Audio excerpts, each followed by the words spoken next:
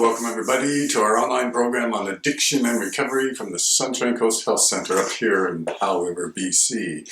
And we've been talking about the results of our big research project, and particularly this idea that the participants in our study were using drugs because they felt their lives were not very fulfilling. Perhaps they felt self-conscious. But there was some deep underlying dynamic happening for them in their normal world where they were clean and sober, that they looked to the drug to give them a boost, to as some of the participants felt it, to fill up this emptiness that they felt inside, or fill up this void.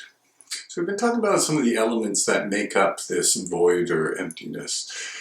And we've talked about a lack of belonging, the feeling of not being seen as a whole, unique human being. And another issue that came up was particularly in relationships, where because they felt that other people looked at them not as who they were as a human being, but as an alcoholic or an addict, that they felt they had to react to that.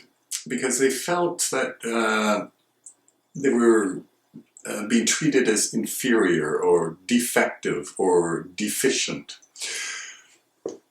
One of the things everyone talked about in our research project was the idea that people around them would take control over them because they felt that our participants needed fixing because of some sort of defectiveness, or they needed to be controlled for their own good, things like that. So some of the typical stories we heard with the families assume responsibility for everything that goes on with the family, financial responsibility, who gets the keys to the vehicle.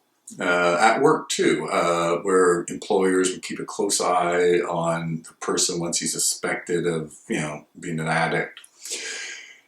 And so how a lot of the participants reacted to that, because they felt inferior. In fact, one of the guys even said he felt inferior, that he would then react to this. In other words, he's going to operate in such ways to try to redress this power differential that he felt, where he was feeling inferior and everybody else was treating him like that, and giving at least the implication that they were superior to him. Right? So to redress this power imbalance, and so they would resort to various tactics in order to do this. Lying, maybe whenever they were confronted, getting angry, being aggressive, or maybe passive aggressive. But it wasn't that this was part of who they were or some kind of personality makeup. No, this was this deliberate attempt to redress this power imbalance where they felt that they were being looked at as inferior human beings. So that's quite interesting, and that sort of reaction they had seems to support a lot of research in the field. There's a very, very famous research study done in Toronto, actually, at a clinic, and the researchers spent about 8 or 9 months, I can't remember which, at the clinic, but just watching the interactions between the staff and the clients. It was an outpatient clinic for addicts.